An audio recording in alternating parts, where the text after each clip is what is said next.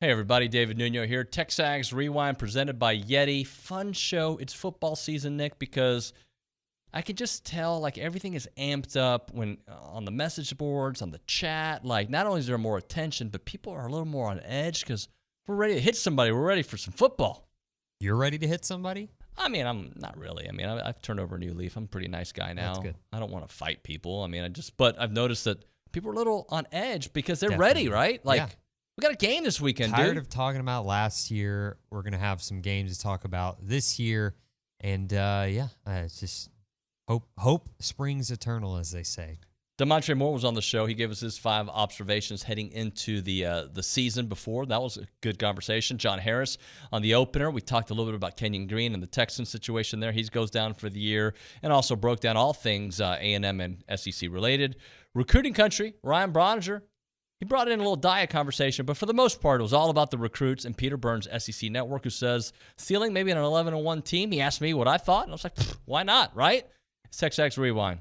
I found myself quoting Lil Wayne. He said it best. Experience is the best teacher. And for me, there's something that as much as you go through, you can talk techniques, you can get advice from coaches, older players, just to know what's going on.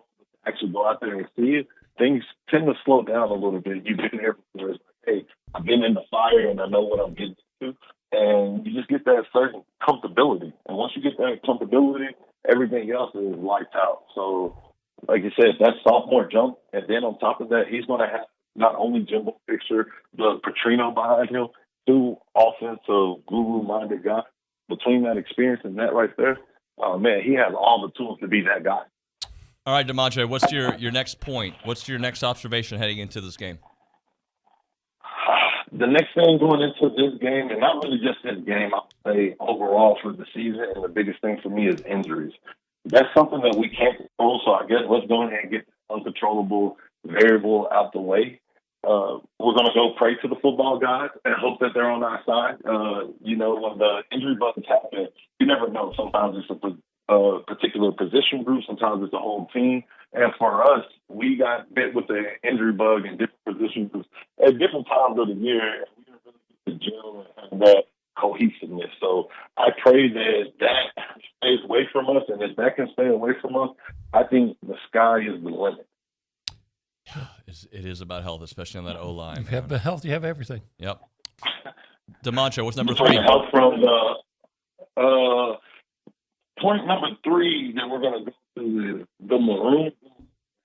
I know they came up with these nicknames last year, but just like they've given every Aggies back in the day a nickname, that's when the pressure has been put on. Even back in the day when they gave me the nickname Damontre, it was like you had to live up to this. So it's time for them to live up to their name. Now that's official. What do you expect to see from that combination, that the chemistry and the connection that the OC is going to have with QB1? Well, I think it's going to be a solid connection. Obviously, when I think about hard coaching, I don't know if that's the right way of saying it, but hard coaching, you got to have a guy willing to accept it and know that he's going to be coached hard. And at the same time, he's also going to learn a lot about the game. He's going to learn more about what he's seeing out on the field, all that. So there's a lot that goes into it. But if Connor and even Max and other quarterbacks that follow are willing to accept the Petrino coaching and kind of try and see the game through coach's eyes. Like, wait, why is coach calling that play? What? No, you're like Nuke Lelouch and Bull Durham. You follow Crash Davis. Connor Wegman, for the time being, follows Bobby Petrino. Well, Bobby says that's what you need to go with. And if you give yourself 100% into the process, then I think what you're going to end up with when you drop back to pass, you're going to be like, holy cow, 3 guys are open. Boy, they didn't see this coming. In week to week, you might see things that are different. And as a quarterback, you've got to be able to adapt to that. Like, hey, this week, and I'm not talking game plan offense, but when you have a volume of plays in your scheme, you go through and you pull the ones out that are going to help you in particular situations. So you might have some stuff this week for New Mexico that you might not use for Miami. You might be saving some stuff for Miami. But I know if I'm a quarterback playing for Bobby Petrino, And I know my man Big Tex, Ryan Mallett, RIP, he'd tell me the same thing. He's like, Coach Petrino would give you the tools. It was just a matter of whether you wanted to follow the plan or not. You know, if they win games, dude, the top 3 classes within reach, very much within reach, because I know you have limited spots left, but that phone starts ringing the other way when you start winning games. If you go into the season with a top 5, top 6 class, and you go through September and you're undefeated, and you know you may drop one here or there, but you're going into November and you're in a SEC West title hunt, man, that changes the whole thing. And the phone starts calling, people start calling Texas A&M saying, man, I kind of want to be a part of that. Because this place sells itself on Saturday. You know that. Yeah. Get these kids on campus. If you're winning games, what does that night atmosphere, maybe night atmosphere against Alabama look like? It'd be a good problem to have, to be able to be selective with the type of 5-star that you bring in. And, you know, like, because now we felt it. Like, there's a certain fit and a certain kind of a dude that you need in that locker room. Sure. And I think they learned a hard lesson with that last year. And you don't want to make the same mistake twice. So I think vetting, not just the type of player, but the type of human being you're getting is certainly important. And in today's NIL world, you know, I think feelings can be more volatile.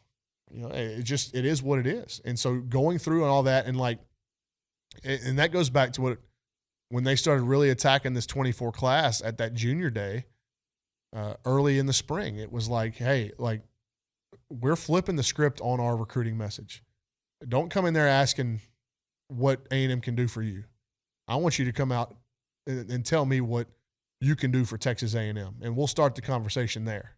And since then, I think it's been a really refreshing approach. And since May, just a complete turnaround in the recruiting. Yeah, I mean, the ceiling is 11 wins, you know, in my mind. Like, the ceiling is not out of the realm of possibility. Can they be a college football playoff team? I mean, LSU has questions. Alabama has questions.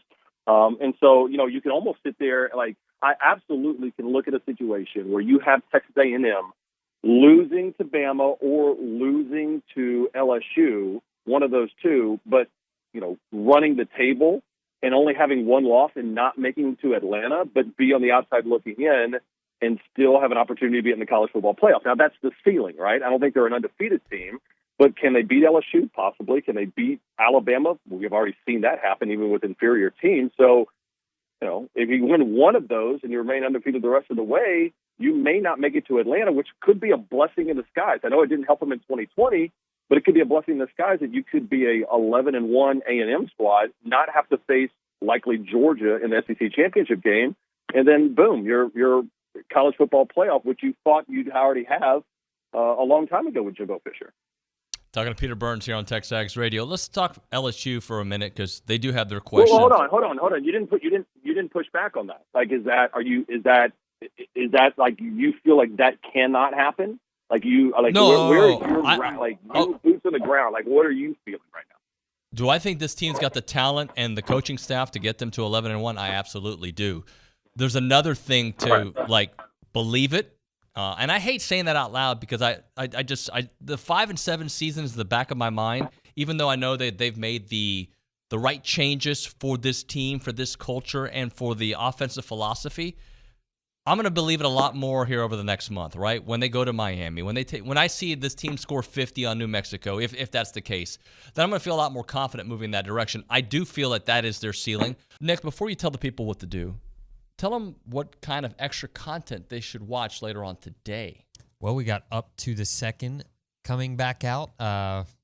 I guess, third year now, David, or just second year that y'all done that? This is going to be the third year. Season 3, Episode 1, Up to the Second, College Football, presented by Academy Sports and Outdoors. Yeah, that'll be coming out with you, Chris Doring, Billy Lucci's on it now with Caroline Fitton. She's awesome.